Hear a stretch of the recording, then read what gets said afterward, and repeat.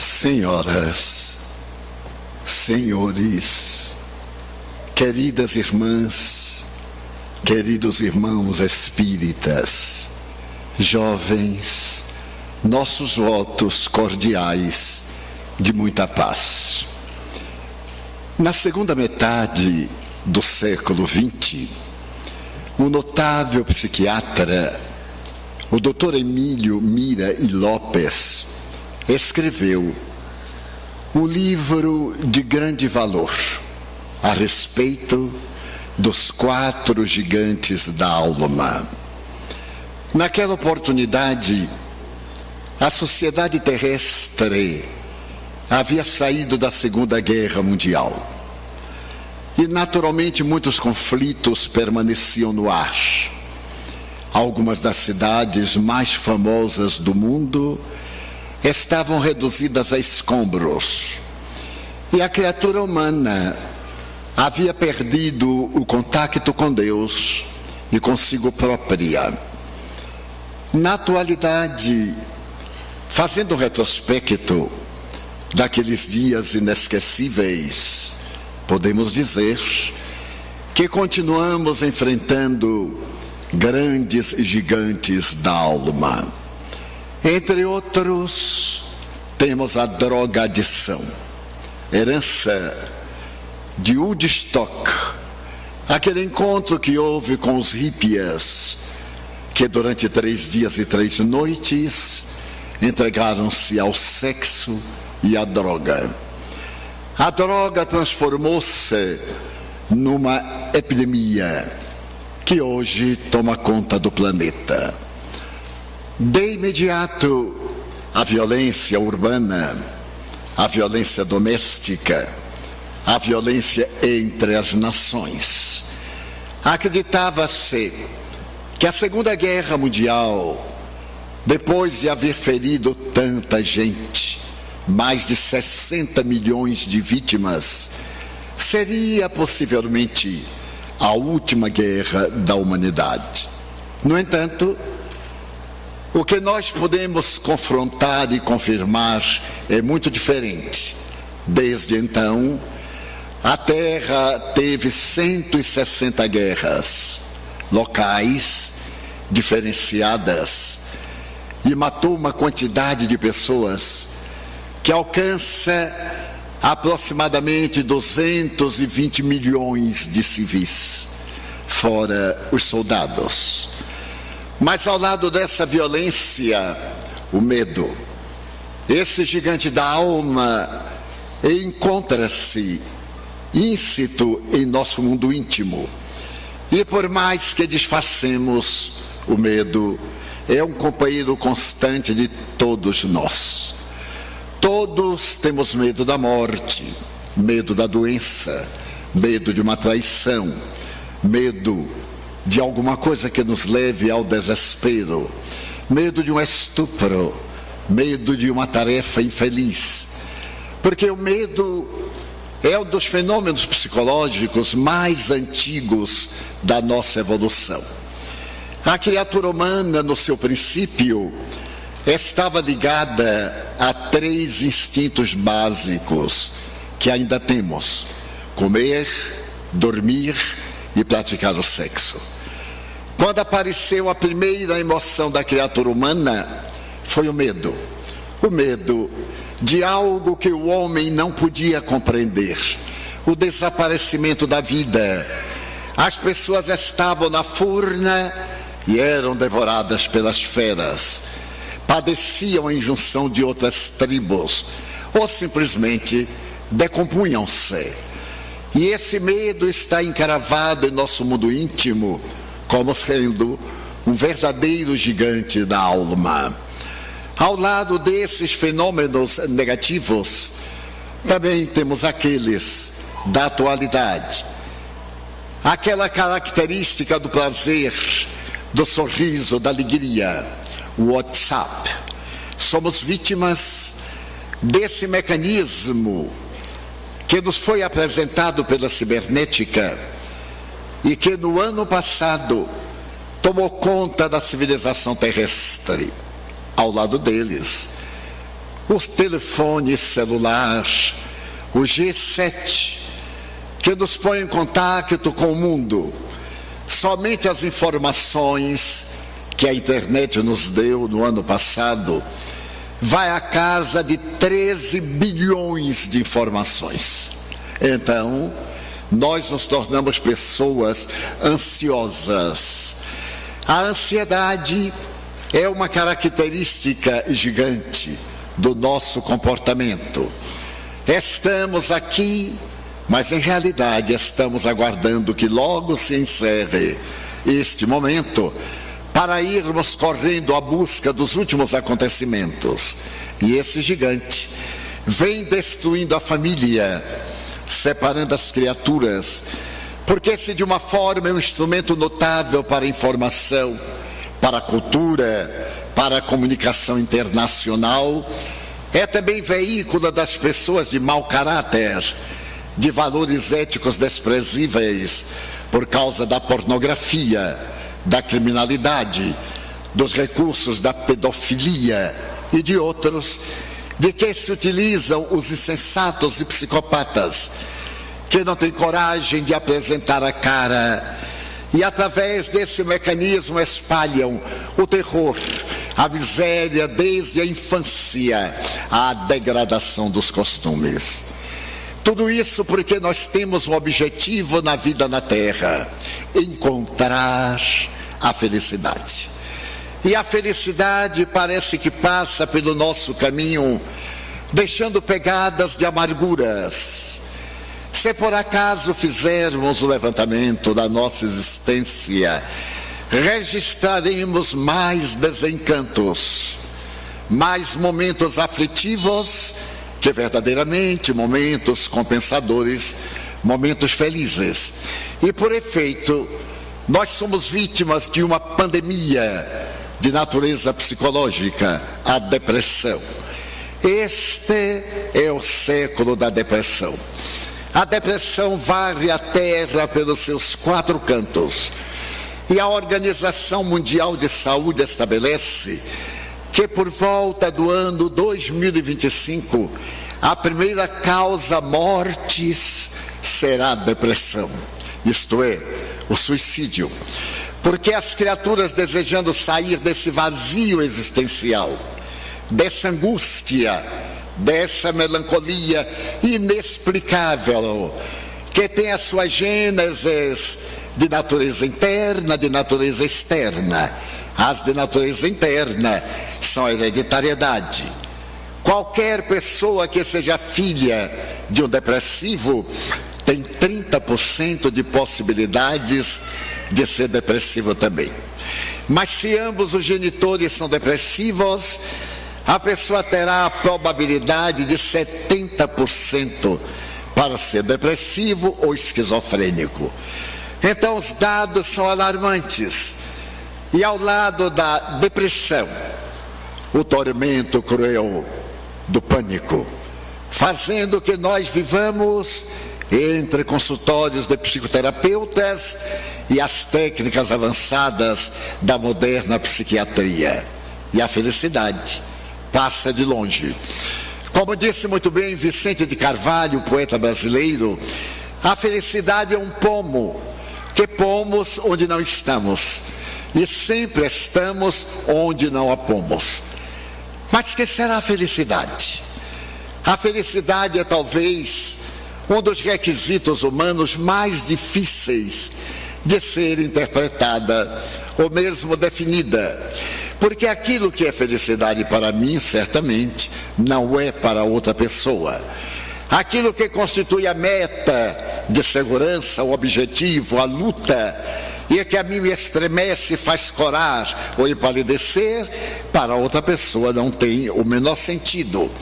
Nós iremos refletir a respeito da felicidade.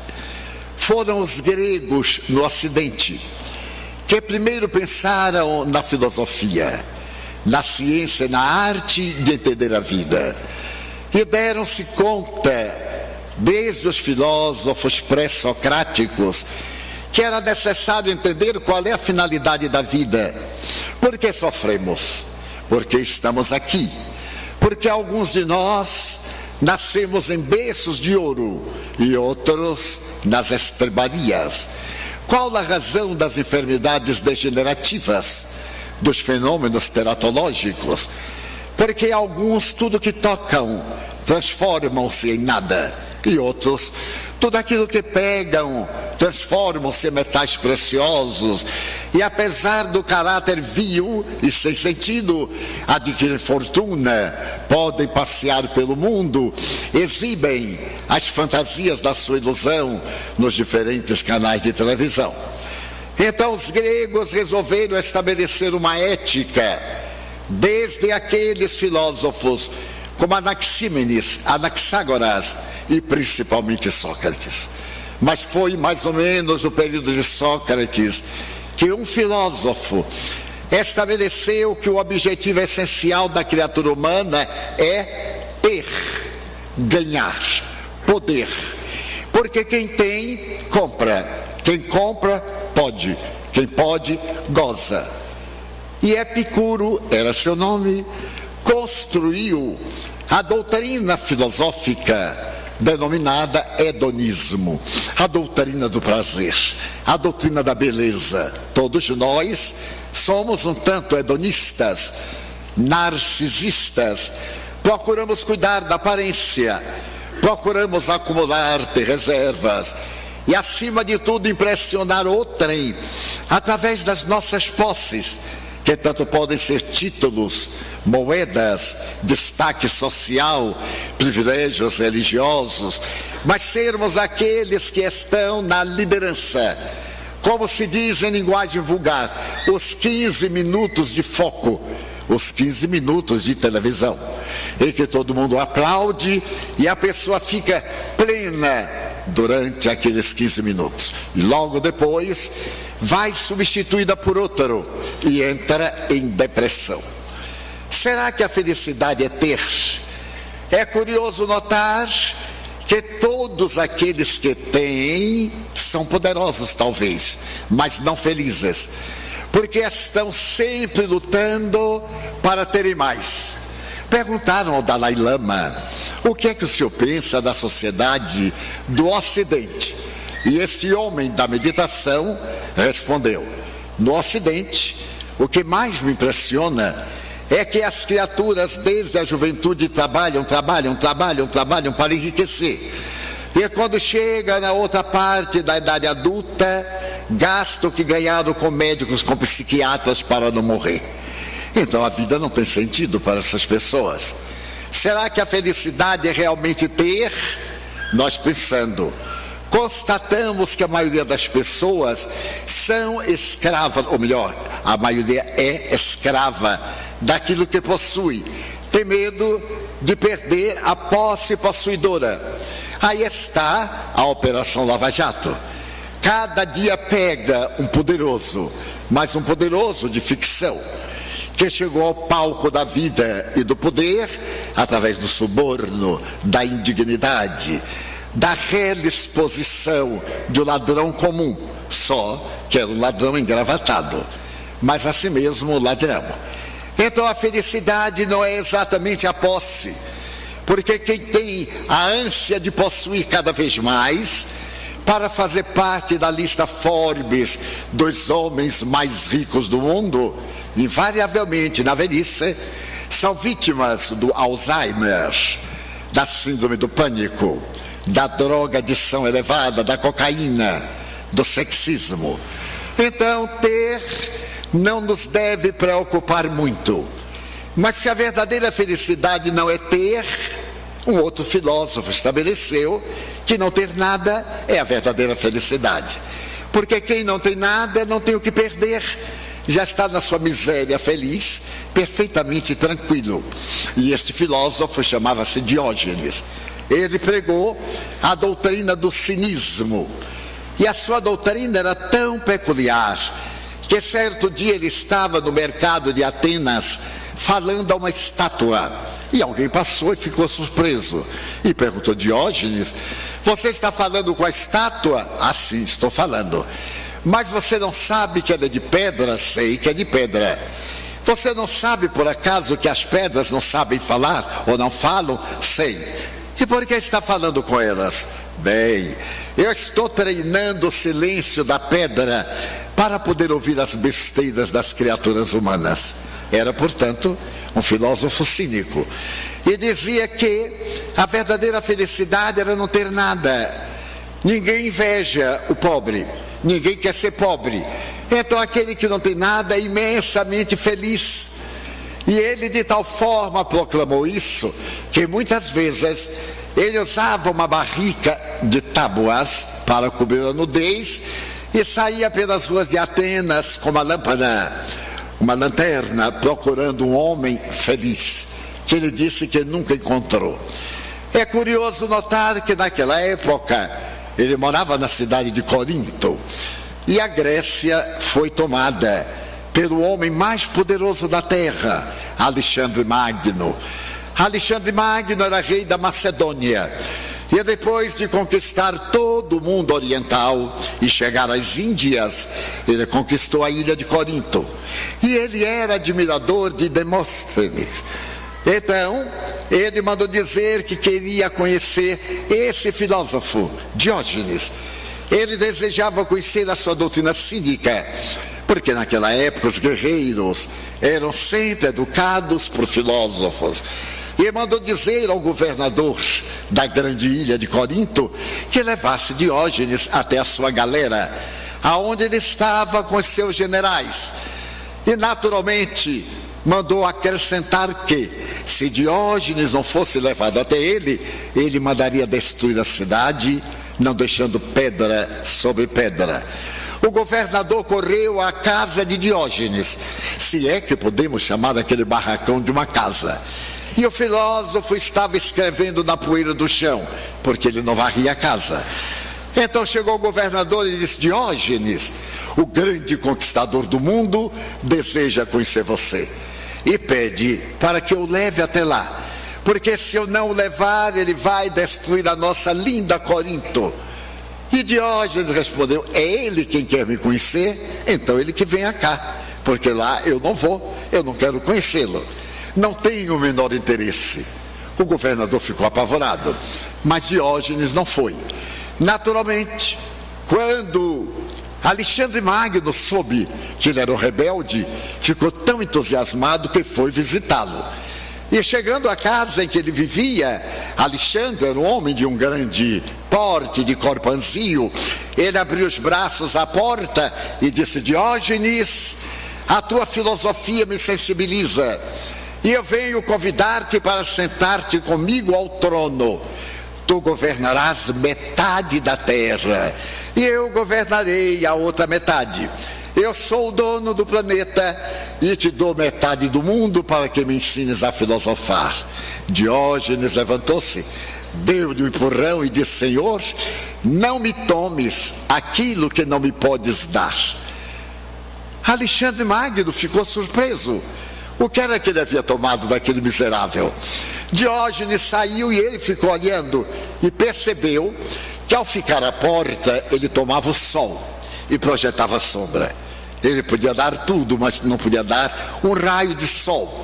Achou tão notável a resposta que voltou para a sua galera, conquistou mais ainda terras do mundo e morreu muito jovem, com menos de 35 anos, e Diógenes morreu de velho. Mas será que a felicidade é não ter? Há muita gente que é escrava do que não tem. Eu recordo, eu fui funcionário público, e funcionário público é o melhor caminho para ser feliz, na miséria. Desta forma, eu era funcionário público e caminhava na expectativa de não deixar de ser funcionário público. E claro, eu me aposentei funcionário público.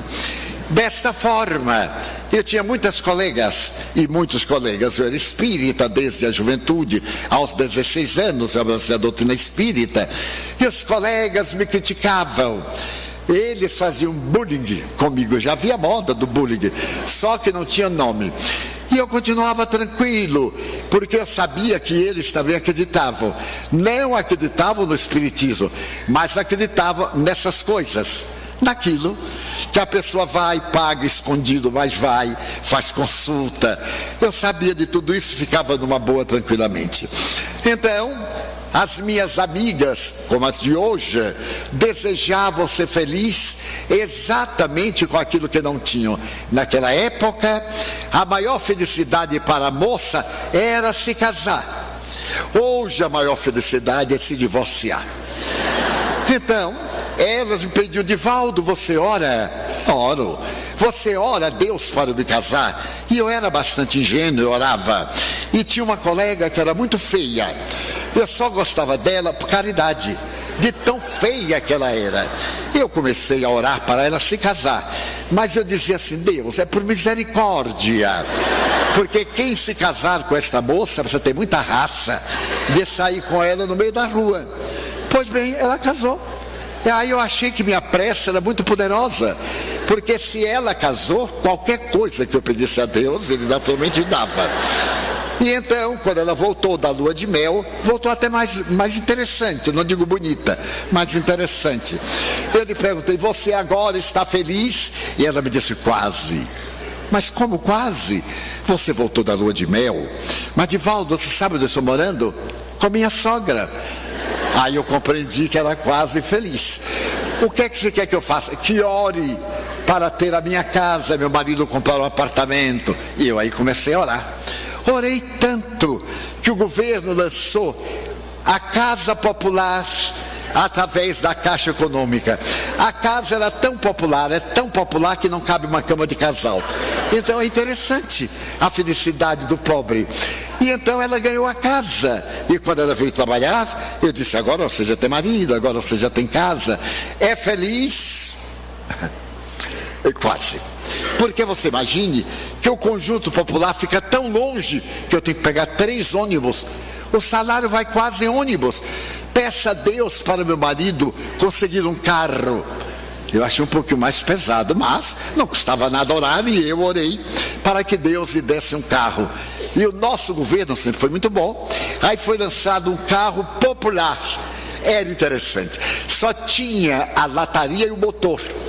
Então a gente ia quase de cócora dentro do carro, nos anos 60.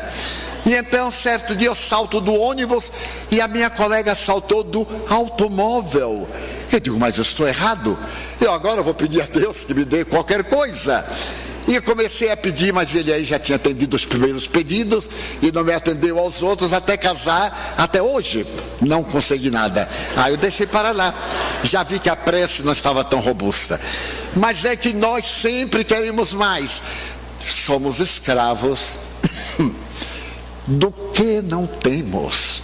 A maioria de nós é escrava de uma condicional: eu só serei feliz quando tiver isso, tiver aquilo, fizer isto, fizer aquilo outro. Eu só serei feliz se eu conseguir um bom emprego. No meu tempo de jovem, era ser funcionário da Petrobras, funcionário do Banco do Brasil, ou fiscal do imposto de consumo. Mas hoje nós temos muitas ciências. As áreas da engenharia levam a quase 50 ciências. E cada qual, naturalmente, quer uma dessas ciências modernas que podem dar uma grande compensação econômica. E perdemos os melhores momentos da nossa felicidade. Daí Diógenes dizia no seu pessimismo: seja feliz hoje com o que você tem e lute para ser feliz amanhã, conforme a existência lhe coloque no lugar. Mas foi curioso que aqueles que não tinham nada revoltaram-se e começaram a desejar a felicidade. E a felicidade a fugir deles. Apareceu um terceiro filósofo e começou a pregar que nós somos infelizes porque nós temos medos, principalmente o medo da morte. Trabalhamos, estudamos, e quando chegamos à genialidade, em uma idade relativamente jovem, 50, 60 anos, as doenças nos consomem, ou mais tarde a velhice nos destrói, a morte vem e nos arrebata. Parece paradoxal sonhar em atingir o ápice, e quando está no momento de gozar esse ápice, a vida dilui-se diante dos nossos olhos. Então surgiu a doutrina estoica, que foi pregada por Zenão de Cício. Mas será que nós poderíamos viver sempre pensando: se eu adoecer, eu terei que me esforçar para superar a doença; se eu empobrecer, eu terei que lutar tenazmente sem considerar a pobreza para adquirir os bens? Será que a felicidade é essa luta contínua do querer ter, do querer possuir? É claro que não. Então apareceu no cenário da filosofia Sócrates.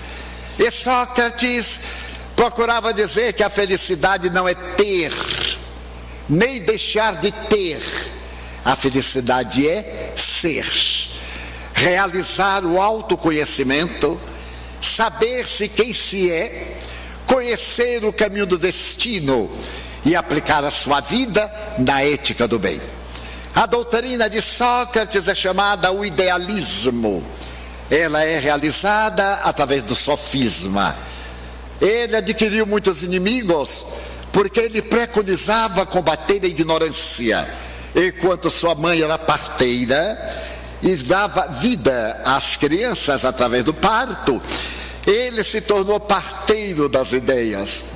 Obrigava a pessoa a parir as ideias que estavam no seu mundo íntimo, porque ele dizia que a vida é imortal, porque nós estamos na terra temporariamente. Nós viemos do mundo das ideias e vamos voltar para esse mundo das ideias. Mas para voltarmos, deveremos levar o patrimônio das nossas ações, que nos torna pessoa feliz ou pessoa desventurada. E que a verdadeira felicidade está na prática do bem, da ética do bom serviço, da dignidade humana. Ele tanto pregou essa filosofia que foi condenado à morte, sob a alegação de que ele pervertia a juventude, porque Atenas era governada por 70 tiranos, e ele pregava as liberdades democráticas, deu respeitar os ditadores, aqueles que nos esmagam, aqueles que tomam conta das massas, os poderosos que são vis. É necessário que a pessoa seja livre. E quando ele estava no cárcere, um dos seus melhores discípulos, de nome Critão, foi visitá-lo. E ele disse: mestre, eu venho dizer-te que hoje a prisão dormirá com a porta aberta, e tu poderás fugir. E ele disse: mas como? Como dormirá com a porta aberta? E o jovem falou: nós subornamos um guarda. Já naquela época, 2.500 anos, o suborno caminhava. Então ele disse: mas tu crês? Como subornaste? Reunimos algumas joias de família e pagamos uma alta soma ao teu carcereiro para deixar a porta aberta por esquecimento. E tu então te evades, e nós te esperaremos adiante, para que tu possas cantar para nós a liberdade, a honradez, a dignidade. E Sócrates lhe disse: Critão, tu crês que eu estou preso? Mas é claro, aqui é uma cela, as barras de ferro, as pedras, o guarda. Não, Critão, preso está quem tem vício. Aonde quer que o viciado vá, ele leva consigo o vício. Eu sou livre, porque aonde vai o meu pensamento, aí também vou eu. Então eu tenho a liberdade de pensar, e isso me dá uma amplidão imensa do prazer de experimentar a minha felicidade. Enquanto aqueles que se movimentam lá na rua têm paixões, e a paixão é um cárcere que indignifica a criatura humana. Tu acreditas que eu iria concordar com suborno para me libertar? E depois eu iria falar de grandeza moral, de ética, de valores? Engana-se. Mas mestre, disse o discípulo, amanhã vão te matar, tu irás morrer. E Sócrates lhe perguntou: tu acreditas que eu morra? Eu sou imortal, a indumentária pode gastar-se, mas eu sou indestrutível, Critão. Amanhã irei libertar-me do corpo, irei constatar essa verdade, enquanto vós ficareis na terra aguardando a expectativa. No dia seguinte, ao entardecer, ele foi levado ao pátio da prisão e vieram as pessoas para testemunhar o ato, entre elas o jovem Criton. E no momento em que ele estava sentado, o guarda levou-lhe uma taça com o veneno para que ele pudesse aniquilar a vida. Era a cicuta, um veneno terrível. E na taça havia veneno para matar 10 cavalos. Quando o guarda olhou para aquele homem sereno, absolutamente tranquilo, comoveu-se e disse: mestre, olha o sol, tu ainda tens 1 hora. E ele respondeu: 1 hora é muito pouco para quem tem a imortalidade. Tomou a taça. Na hora em que ele entrou quase em convulsão, Criton saiu da multidão correndo, ajoelhou-se aos pés do homem morrendo e disse-lhe: mestre, mestre, aonde queres que nós te sepultemos o cadáver? E ele perguntou: o cadáver? O cadáver joga fora, em qualquer lugar, porque Sócrates não está mais dentro dele.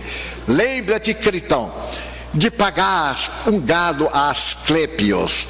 Asclépios era o deus da medicina, e ele havia feito uma promessa de pagar um galo em determinada enfermidade e esqueceu. Agora, na hora da morte, ele queria libertar-se desse compromisso com a divindade e morreu, deixando-nos o legado daquele conceito que ele encontrou no santuário de Delfos. Em um pórtico, os antigos sábios, os 7 sábios antigos da Grécia, escreveram uma frase: gnótese auton, conhece-te a ti mesmo. A proposta da vida na filosofia é o autoconhecimento. Hoje a psicologia recomenda que a pessoa que se conhece não tem depressão, porque a pessoa sabe a escala de valores e ela sabe que solidão somente existe naquele que é solitário. Quem é solidário não é solitário, e não sendo solitário não tem depressão. A pessoa que é solidária a uma outra não carrega culpa, porque nenhum prejuízo causa ao seu próximo. E é curioso notar que Allan Kardec, em O Livro dos Espíritos, na questão 919, pergunta às entidades venerandas: qual é o método mais eficaz para ser-se feliz no mundo e superar-se as más inclinações? E os espíritos responderam: um sábio da antiguidade já vos disse, conhece-te a ti mesmo. Então é necessário que nós realizemos esse mistério. E essa frase foi comentada por Santo Agostinho. Santo Agostinho, doutor da teologia cristã primitiva do século III e IV, veio nos dizer: fazei como eu. Diariamente ao deitar, eu realizava o exame de consciência, e quando me dava conta que havia errado, no dia seguinte eu corrigia. Quando eu estava certo, no dia imediato eu prosseguia. Essa proposta extraordinária de Sócrates encerra todo o segredo da filosofia até hoje, no século XIX, em que a filosofia do iluminismo francês estava no auge. Surge o positivismo, que estabelece a necessidade de crer através de ver, de apalpar. E é necessário que o indivíduo tenha, acima de tudo, uma boa conduta, uma boa ética. É o período que surgem os grandes pensadores na Europa, no mundo. É um reflorescimento da literatura filosófica. Kant nos traz as propostas da razão pura, e outros notáveis que haviam deixado as marcas do pessimismo, como Schopenhauer, Friedrich Nietzsche e etc., são agora superados pela nova fase do século XXI. A verdadeira filosofia do bem fazer, porque curiosamente os filósofos agora na função de psiquiatras, de psicoterapeutas, de psicólogos, estabeleceram que não existem doenças, existem doentes. Pessoas que se comprazem em ter doença, em cultivar conflitos. Pessoas que ao invés de colocarem a mente nos propósitos superiores, permanecem nas regiões baixas dos comportamentos infelizes, a maledicência, a inveja, a conduta da perseguição mesquinha, o adultério, a traição, como uma nova moda de conduta. E tudo isso nasceu por volta dos anos 60 do século anterior, quando os hippies declararam: o casamento é uma instituição falida, a família é uma instituição que deve ser abandonada, façamos o amor e a flor, e confundindo o sexo com o amor. Os cães fazem sexo e não amam. As criaturas humanas amam e nem sempre fazem sexo. A função sexual merece o respeito da função pulmonar ou da função cerebral. É uma função digna que Deus nos propiciou para perpetuar a espécie. E estabeleceu uma ética que é o amor. Através do amor, da carícia, desses valores que dignificam a criatura humana, advém o prazer da afetividade. E ademais da afetividade, a comunhão sexual, que deve ocorrer naturalmente dentro de um clima de respeito para ter valor. Então, o sexo pago, o sexo de ocasião, o sexo de motel, nada mais são do que fugas, variedades de conflitos. É como beber a água do mar para matar a sede. Quanto mais bebe, mais sede tem, porque a água do mar é salobra. Então, hoje vivemos o período do sexismo. Já nem é mais o período do sexo, é do erotismo.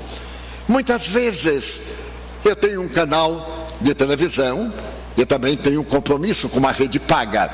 Certo dia eu fui do 01 ao 156. Só havia programa de sexo e de violência. Então no canal 156 eu desliguei. Eu digo, de repente uma bala sai da televisão e me mata deitado. E ninguém vai saber de que eu morri.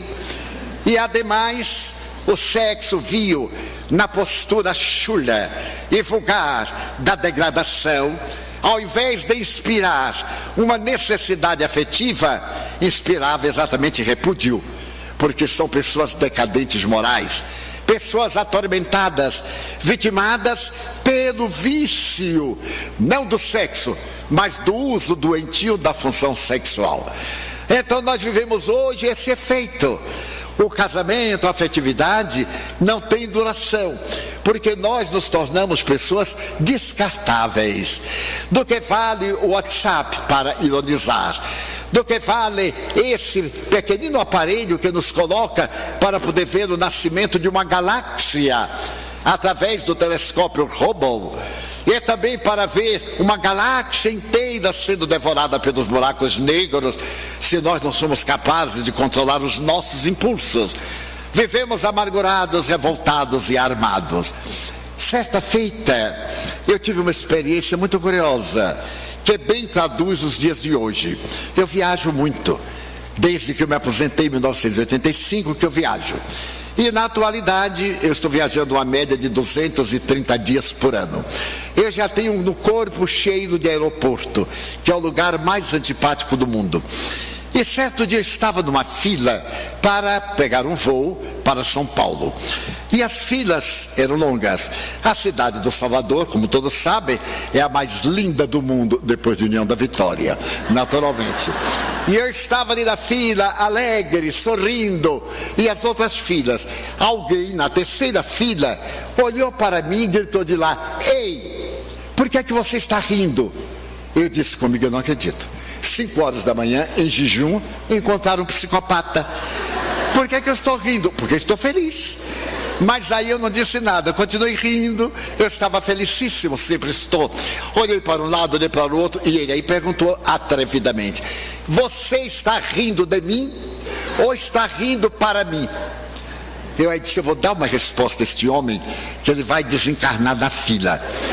Então eu olhei, sorri para ele e procurei, assim como quem cata na multidão, parei e disse, eu não estou rindo para o Senhor e não estou rindo do Senhor. E por que não? Porque eu sou cego. Ele teve um choque.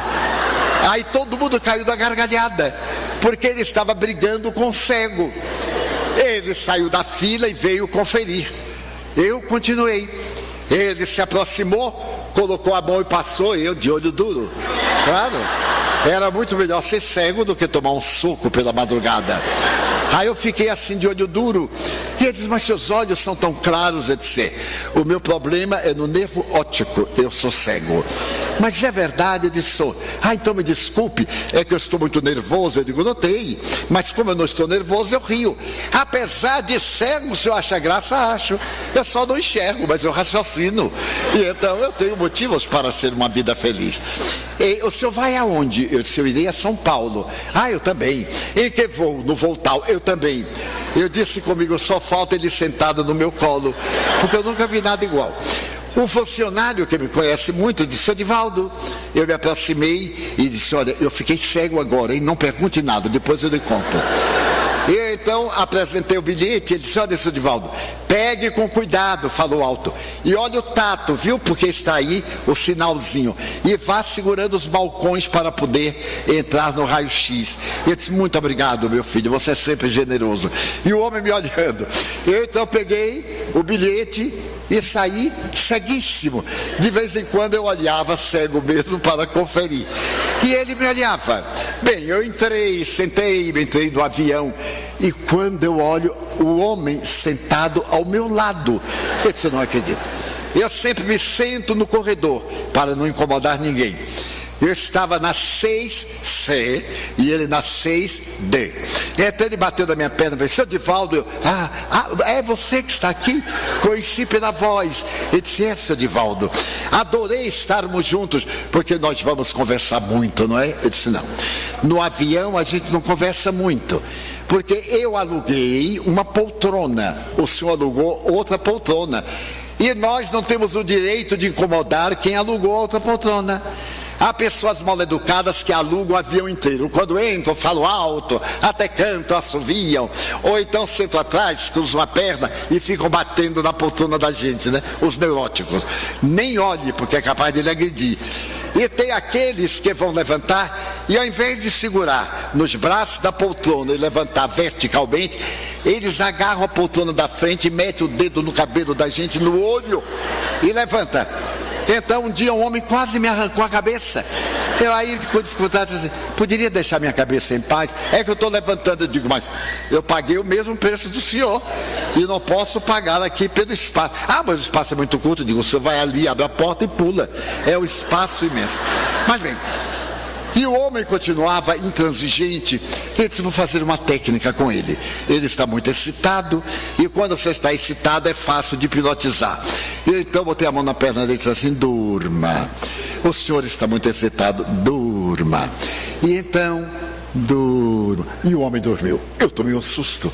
Eu disse, meu Deus, se eu disser ao auditório, durma, é um problema. Ninguém durma, pelo amor de Deus. Então, o homem dormiu. E graças a Deus, eu também aproveitei, porque são 2 horas e 15 minutos de voo. Quando o avião bateu no chão, ele acordou assado. Seu Edivaldo, eu digo, já chegamos. Mas, seu Edivaldo, o que será do senhor? O que é que o senhor vai fazer? Eu vou lhe ajudar na bagagem. Eu digo, não. Minha mala tem um sinozinho. Quando ela passa, ela tocando o sino, eu sei qual é, eu agarro.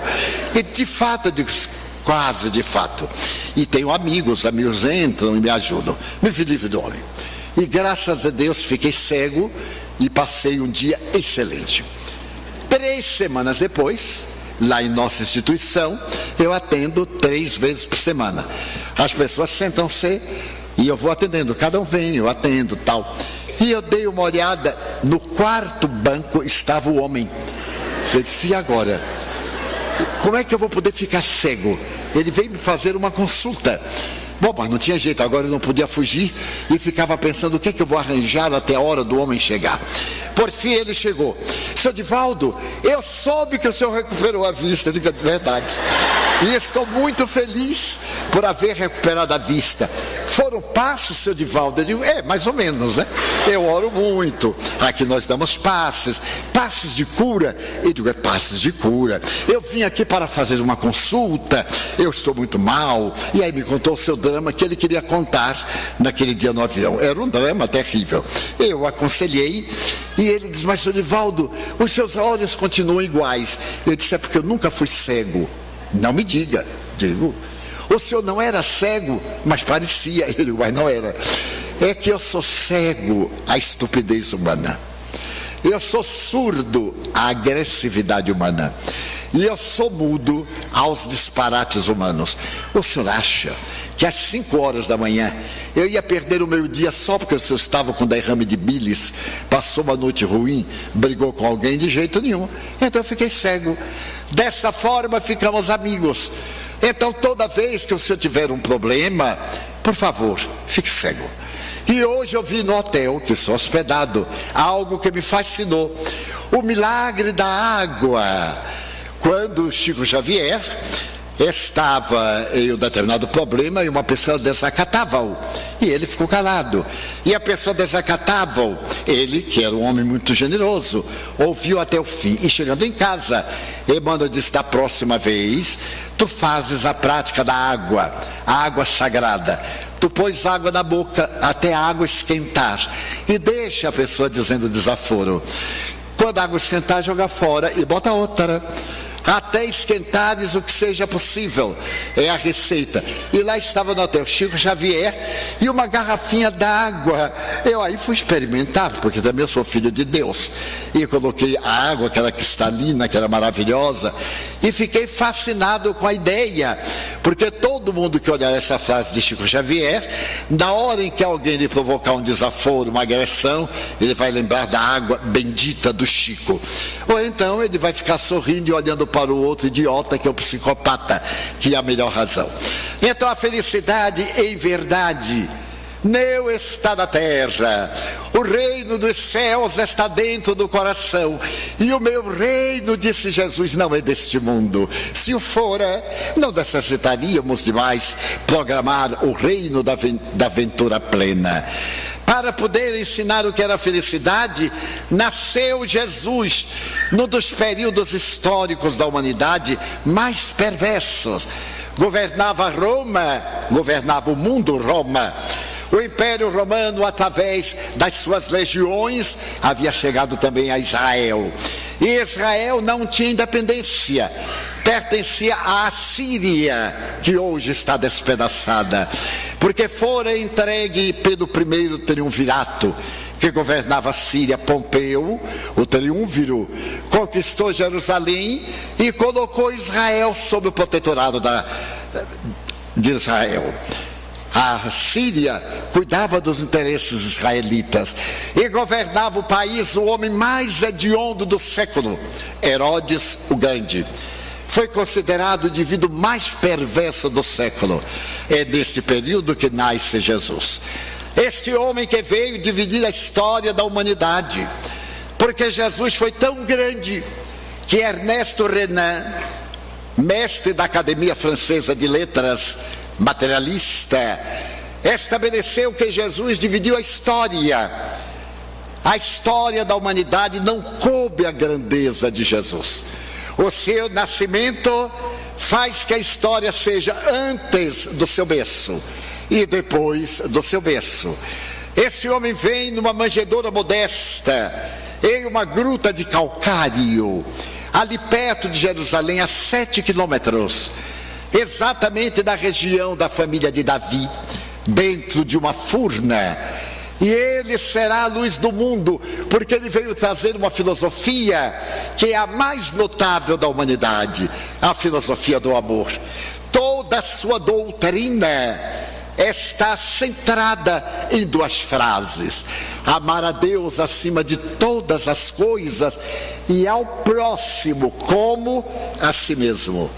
Então é necessário que nós nos amemos, que tenhamos o zelo de nos aperfeiçoarmos, de lutarmos contra as nossas imperfeições, contra as nossas heranças, psicológicas, antropológicas, do processo da evolução animal até o ser hominal.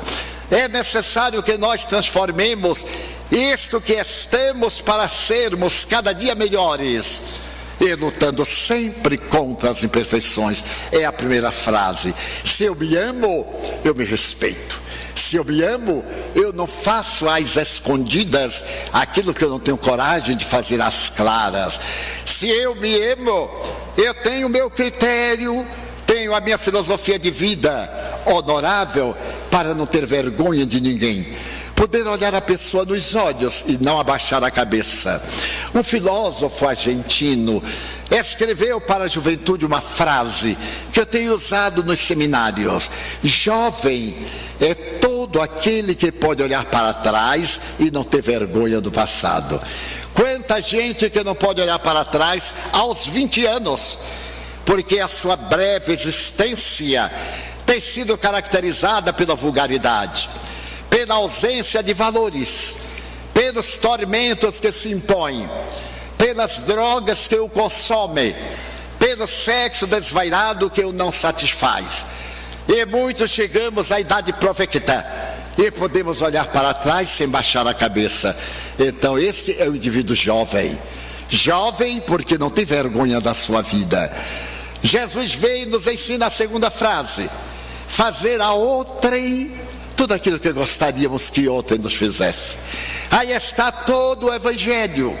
O mais é explicação dessas duas frases.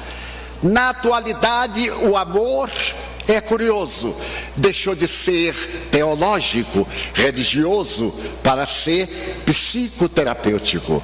Quem ama, diz a psiquiatria, não adoece.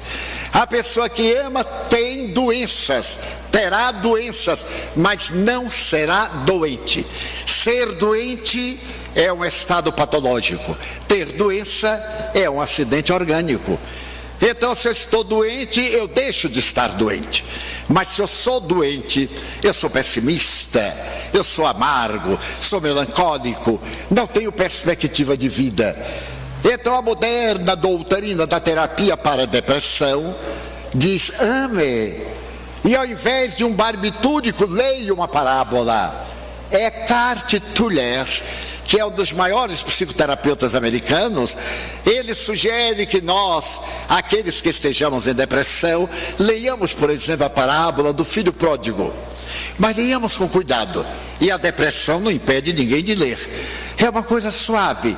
O texto tomará 5 minutos. Se a pessoa ler soletrando, tomará 8 minutos. Então leia a parábola daquele filho que diz ao pai: dá-me a minha herança, eu quero viver, eu tenho direito a uma vida de prazer. E o pai lhe deu. E ele viajou para terras distantes, aonde gastou a fortuna com meretrizes, com festas, e de repente notou que estava na miséria. E quando se percebeu na miséria, também percebeu que não tinha amigos, porque os amigos são do dinheiro, do que se tem e não das pessoas. É claro que nós temos excelentes amigos, mas no comum os poderosos não têm amigos. Esses falsos amigos estão sempre empurrando o pé para derrubá-los, ocupar-lhes o lugar. Vejamos a situação dos ditadores, são sempre assassinados, eles sempre são substituídos por outros piores. Então é necessário que nós meditemos em torno dessa parábola, desta proposta de reflexão. Ele não tinha amigos, e na miséria, porque era um período de seca, deram-lhe para trabalhar numa pocilga. O judeu detesta os suínos, e ele foi trabalhar com porcos, e notou que passava fome, porque se atiravam para os porcos uma semente muito dura, que os porcos roíam, e ele se viu na condição de um animal inferior, comendo a semente da algaroba. Então ele se lembrou do pai, e diz: mas eu não necessito disso, eu tenho um pai generoso. Meu pai é muito melhor para os seus empregados do que muitos pais para seus filhos. Eu vou voltar para casa e direi: perdoa-me, meu pai, eu pequei contra ti, pequei contra Deus, estou de volta, recebe-me. Não quero nada, quero trabalhar na tua vinha como empregado. Eu sei que me tratarás bem, porque assim o fazes a todos os servos. E quando se lembrou do pai, ele se comoveu e veio. E o pai, esse detalhe sempre me impressionou, estava sempre esperando o filho, porque todos nós, pais e educadores, experimentamos filhos ingratos, alunos ingratos. Tenhamos calma, ele vai, mas ele volta. Mais cedo ou mais tarde, deixemos aberta a porta do coração para quando o rebelde voltar. Ele volta. Eu tenho experiência disso porque eduquei 683 órfãos, 4 gerações. Sou tetra-avô, com mais de 300 netos e bisnetos e tetranetos. E como voltam? Na hora da dor, eles lembram da nossa maternidade. E o pai estava sempre olhando. De repente o pai o vê e sai correndo e abraça o filho. E nota que o filho estava andrajoso, nem sequer tinha alpercatas. Para o judeu era uma desonra, porque naquele período andar descalço era somente para os escravos. Romanos e cidadãos usavam alpercatas, e naturalmente de acordo com a sua tradição. E ele olha para os pés do filho e vê que os pés estavam descalços. Ele de imediato manda o servo trazer sapatos, manda que traga o manto para cobri-lo, manda colocar o anel no seu dedo e dá-lhe a oportunidade da reparação. É uma das mais belas parábolas do Evangelho. Se qualquer depressivo ler e decodificar, eu tenho sido tão ingrato com meu Pai Celestial. A minha vida tem transcorrido dentro de um materialismo, embora esteja vinculado a esta ou a aquela religião. Não cumpro os deveres de católico, de protestante, de judeu, de muçulmano, de espírita. A religião para mim é um clube que eu vou quando tenho tempo. Então nós vamos gozar, e o gozo que nos leva ao cansaço, à doença, ao sofrimento, à miséria. Então lembramos de Deus: Senhor, resolva o meu problema. Ele não vai resolver. Cada quem resolverá o problema que conseguiu, porque nós somos autores do nosso destino. Felicidade ou desonra pertencem-nos a nós. Deus nos dá os meios. Existe uma fatalidade. Essa fatalidade nasceu, morre, determinismo. Mas nós temos o livre-arbítrio, nós temos o poder da escolha. Chegar a esta cidade, eu tenho várias formas: caminhando, a cavalo, em qualquer veículo motor, de avião, de paraquedas, descer, enfim, eu posso escolher vindo por Palmeiras ou por outro local. Várias opções, e a opção que eu escolher vai me dar a oportunidade de ser alegre, feliz, venturoso ou menos venturoso. Então nós construímos aquilo que somos através dos nossos atos. Foi o que veio dizer a doutrina espírita, que tem a missão de recordar o Evangelho de Jesus que nós corrompemos. Aquela doutrina do amor, com quem Jesus convivia? Com as meretrizes, com os homens das tascas, com os miseráveis, se misturava com a ralé, com os ébrios contumazes, com eles comia naqueles lugares mais miseráveis. E quando ele foi censurado pelos hipócritas, pelos fariseus, eles: não são os sãos que necessitam de médico. Eu venho para atender os doentes, eu sou a luz do mundo, venho para que tenhais claridade. O que é que nós fizemos dessa doutrina através da história? Uma doutrina bélica. Hoje nós vemos os muçulmanos do exército degolando lá no chamado Antigo Levante. Mas nós já fizemos isso como católicos, como cristãos. E as cruzadas? Quantos milhões de vidas nós matamos em nome de Jesus, que preferiu morrer a defender-se, e ainda encontravam justificativa. A noite de São Bartolomeu, na França, o 24 de agosto de 1571, em pleno período do fastígio, de Catarina. Quantos nós matamos apenas naquela noite pelo crime de eles serem protestantes? E durante todo o século XVI continuamos matando. E a Inquisição? Até o fim do século XIX, na Espanha, ela continuava perversa e assassina. Então nós censuramos o fanatismo hoje dos xiitas muçulmanos. E o nosso fanatismo de ontem? A história se repete. Então nós estamos sofrendo agora o que semeamos nas encarnações passadas. Então a nossa vida tem um sentido. Hoje nós poderemos ser felizes através do amor.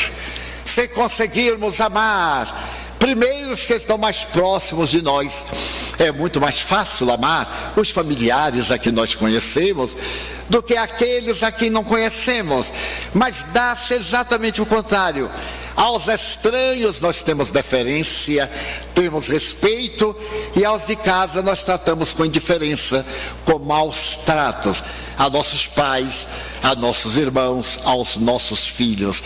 Os Espíritos vêm dizer da necessidade de nós mudarmos o mundo. Já não suportamos mais. Os jovens pedem hoje uma nova filosofia. Estão cansados de sexo e de droga. A maioria deles foi buscar na droga o que não encontraram em casa. Não encontraram o amor paterno, o amor materno. Tem exceções. E então eles caíram nas mãos do traficante, que se tornou o pai adotivo, que se tornou o amigo. O pai, a mãe estavam no prazer. A maternidade, a paternidade tem altíssimas responsabilidades. Eu me recordo de minha mãe, que era o lar antigo, nem aquele antigo nem o moderno. Ela não dormia enquanto todos os filhos não chegavam em casa. Havia horário para sair e havia horário para voltar, porque no dia seguinte todo mundo tinha deveres. Então estabelecia 22 horas. Hoje o aniversário de uma criança começa às 23 horas. Eu não posso entender como é que vai comemorar o aniversário de criança a partir das 23 horas, entra pela madrugada. O aniversário da namorada começa meia-noite. Apagam as luzes, dormem na casa da namorada.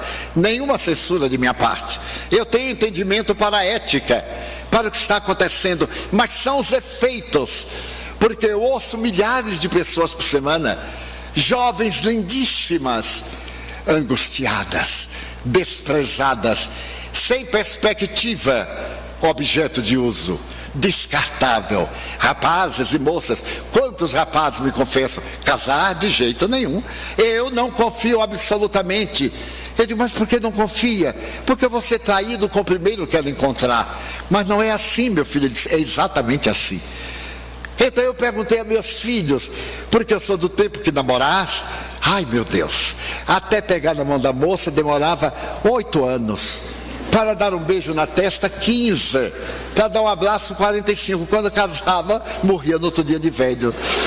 Agora não, os meus filhos assim, cheguei, já fui. Eu digo, me explique como é. É assim, tio, a gente chega e vai. E neste chega e vai, aconteceu tudo. O que é que aconteceu? Ô tio, não é possível que o senhor não saiba.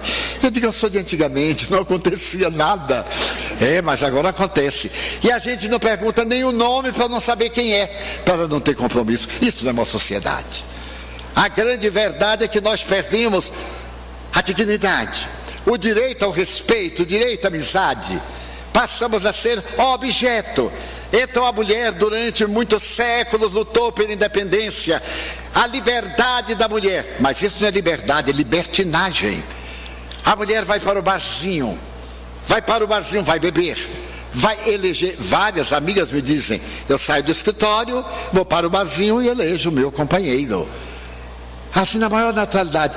Diz, mas minha filha, você não se sente profundamente infeliz de ser objeto de uso? Realmente, é o vazio existencial. Porque no dia seguinte está aí, na rede social. Ou então na mesma hora, está olhando para o cara que ela não sabe quem é, ela tira uma foto e manda, olha que pedaço está ali. Graças a Deus é pedaço, não é inteiro. Também ele está namorando e faz um selfie e já manda para a rede. Então que cinismo. eu recebi de uma amiga, olha, Divaldo, estou indo tomar banho. Eu digo, não acredito. Eu não acredito que ela tome banho, porque mandar isso através da rede social, para mim, eu devia orar para ela tomar um bom banho, com uma bucha, esfregar bem. Então nós perdemos os valores, e é por isso que nós temos a guerra, nós temos aí o mosquitinho transmitindo 3 epidemias, a ameaça de uma epidemia mundial, é pandêmica, a Rússia, a Austrália, o Equador, o Brasil, de preferência, estamos com a dengue, com a zika, com a chikungunya, e estamos sob ameaça. O que é que diz o governo? Use repelente. O negócio agora é andar com uma bomba de repelente dentro de uma carapaça, a cada 2 horas, um banho de repelente. É que a divindade espera muito mais de nós. Deus nos ama. É necessário que haja recíproca. É indispensável que consideremos a vida que nós estamos tendo. E mudemos. Asseverava Mohandas Karachagandhi: você quer mudar o mundo? Mude-se a você próprio, porque eu sou o mundo. Na hora em que eu me transformo para melhor, o mundo se torna mais razoável. Na hora em que eu tombo, a humanidade cai comigo. Então é necessário que, através de uma visão cósmica do amor, nós possamos entrelaçar os sentimentos e criar uma filosofia de vida de felicidade. Ter para usar, mas não depender do que tem. Não ter por uma lei, por uma prova. Contentarmos-nos na medida do possível. Mas acima de tudo fazermos o exemplo da nossa transformação moral. Porque a vida, meus amigos, é imortal. Quando nós criamos a Mansão do Caminho, no ano de 1952, um querido amigo desde a minha infância, e morávamos juntos, foi o braço direito. Há 2 anos ele desencarnou, com 89 anos. Era uma das pessoas mais notáveis que eu jamais conheci. Uma inteligência brilhante, capaz de realizar várias artes, e não tinha nenhum curso acadêmico. A bondade personificada, renunciou-se a si mesmo para ajudar o próximo.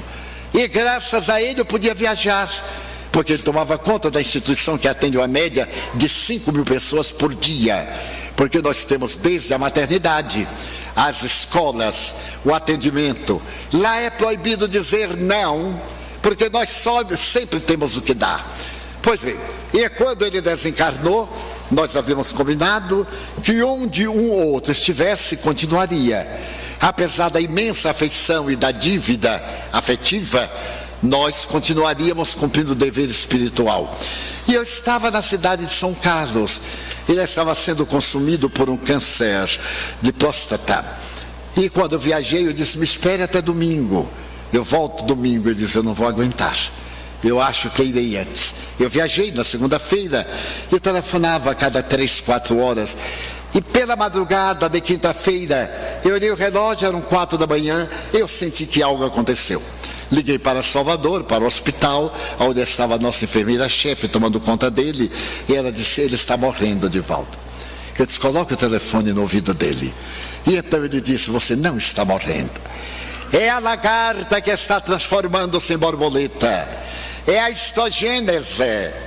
Está voltando para casa, vá com alegria. E comecei a recitar o Salmo 23, que ele gostava muito. O Senhor é o meu pastor, nada me faltará. Deitar-me faz em verdes pastos e guia-me mansamente a águas muito tranquilas. E então a enfermeira tomou o telefone e disse: silenciou, já partiu. Eu fiquei com o coração despedaçado, porque era uma convivência de 70 anos. Mas eu tinha um dever, tinha conferência essa noite.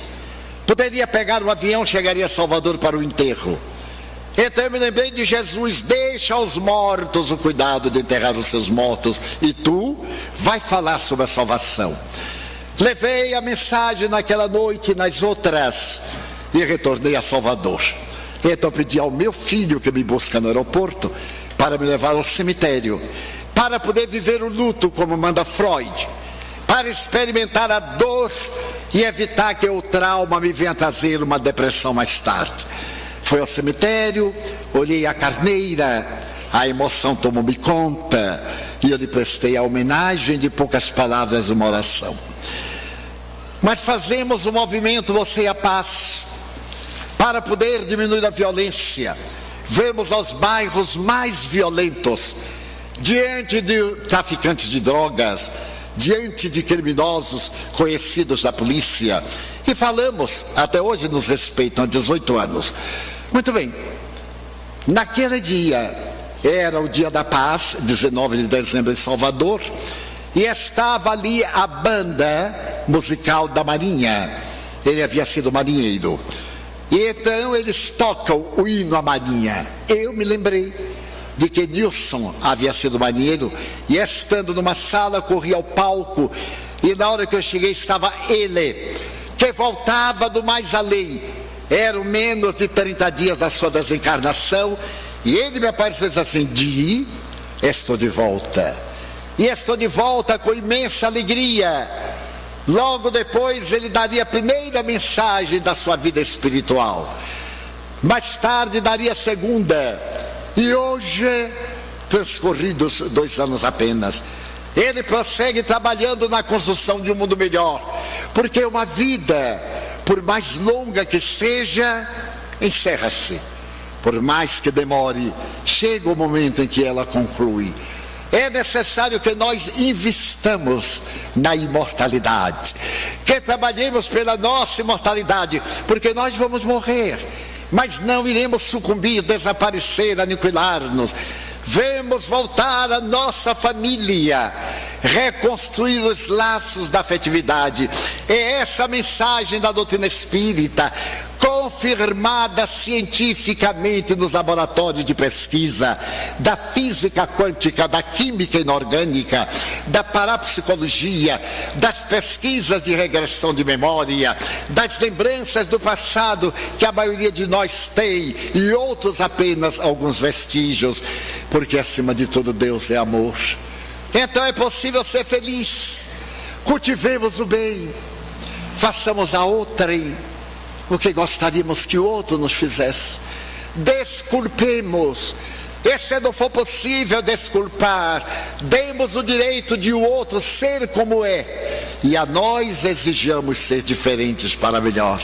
Esta é a mensagem que nós estamos trazendo em nome da nossa casa máter no estado do Paraná, das conferências, demonstrar a imortalidade da alma e o sentido da vida. Por que razão nós vivemos tão contrariados como crianças? Qualquer coisa nos fere, somos sensitivas. É necessário que tenhamos a robustez de enfrentar os desafios da vida, de compreender que estamos em um hospital de almas doentes, e trabalharmos em favor da cura dessas almas, agradecermos mais a Deus tudo o que temos. Nós só sabemos pedir, e a função da prece é de 3 aspectos: pedir, louvar e agradecer. Quem é que louva a Deus espontaneamente? Eu te louvo, meu Senhor, como dizia São Francisco, pela irmã morte na sua oração das criaturas. Senhor, faze de mim instrumento da tua paz. Que maravilhoso podermos voltar ao franciscanismo, a esta vida ingênua. Ó cotovias, ó pássaros, calai, eu estou pregando a mensagem do Senhor. É necessário que a nossa vida esteja enriquecida, não de ilusões, mas de objetivos reais que nos levem à plenitude, e agradecer a Deus a bênção do corpo, antes que sejamos dominados pela decomposição, e pedir a Deus para que corrija o nosso corpo. Então, diante do que ocorre em nossa sociedade, sejamos nós aquele que reparte alegria, que tem o júbilo de agradecer e de poder dizer: meu Deus, eu gostaria de dizer-te que eu amo a vida, que para mim é bela e é consentida. Muito obrigado, Senhor, pelo que me deste, pelo que me dás. Obrigado pelo ar, pelo pão, pela paz. Obrigado pela beleza que os meus olhos veem no altar da natureza. Olhos que fitam o céu, a terra e o mar, que acompanham a ave ligeira que voa fagueira pelo céu de anil e se detém na terra, contemplando as flores de tonalidades mil. Muito obrigado, Senhor, porque eu consigo ver meu amor, mas diante da minha visão, pelos cegos eu faço uma oração.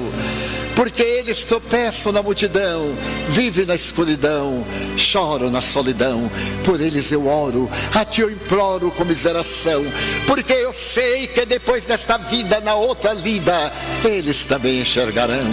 Muito obrigado, Senhor, pelos ouvidos meus, que me foram dados por Deus, ouvidos que ouvem o tamborilar da chuva no telheiro, a melodia do vento nos ramos do ormeiro, as lágrimas que vertem os olhos do mundo inteiro, ouvidos que ouvem a música do povo que desce do morro na praça a cantar, a melodia dos imortais. A gente ouve uma vez e não esquece nunca mais a voz melodiosa, canora, melancólica do boiadeiro e a dor que geme, que chora no coração do mundo inteiro. Pela minha faculdade de ouvir, pelos surdos eu te quero pedir. Eu sei que depois desta prova, na vida nova, eles escutarão. Obrigado pela minha voz, pela sua voz, pela voz que canta, que ama, que ensina, que alfabetiza, que legisla, que trauteia uma canção e que o teu nome profere com dúlcida emoção. Diante da minha melodia, eu quero rogar pelos que sofrem de afasia. Eles não cantam de noite, eles não falam de dia. Oro por eles, porque eu sei que depois de sofrer, na outra vida cantar, eles poderão realizar. Muito obrigado, Senhor, pelas minhas mãos que aram, que semeiam, que agasalham, mãos de ternura, que libertam da amargura, mãos que apertam mãos, mãos dos adeuses, que limpam feridas, que enxugam lágrimas, suores das vidas, pelas mãos de sinfonias, mãos de poesias, mãos de cirurgias, mãos de psicografias, pelas mãos que atendem a velhice, a dor, o desamor, pelas mãos que no seio embalam o corpo de um filho alheio sem receio, e pelos pés que me levam a andar sem reclamar. Obrigado, Senhor, porque eu posso caminhar. Diante do meu corpo perfeito eu te quero louvar, porque eu vejo na terra aleijados, amputados, marcados, paralisados, que não se podem movimentar. Eu oro por eles, porque eu sei que depois desta expiação, na outra reencarnação, eles também bailarão. Obrigado por fim pelo meu lar. É tão maravilhoso ter um lar. Não é importante se este lar é uma mansão, um duplex, um bangalô, um ninho, uma casa do caminho, seja lá o que for, mas que dentro dele exista a presença do amor. Amor de mãe ou de pai, de mulher ou de marido, de filho ou de irmão. A presença de um gato, de um cão, porque é muito triste viver na solidão. Mas se eu a ninguém tiver para me amar, nem um teto para me agasalhar, nem uma cama para deitar, nem aí eu reclamarei. Pelo contrário, eu direi: obrigado, Senhor, porque eu nasci. Obrigado, Senhor, porque eu creio em ti, pelo teu amor. Obrigado, Senhor, pela sua atenção. Muito obrigado, senhores.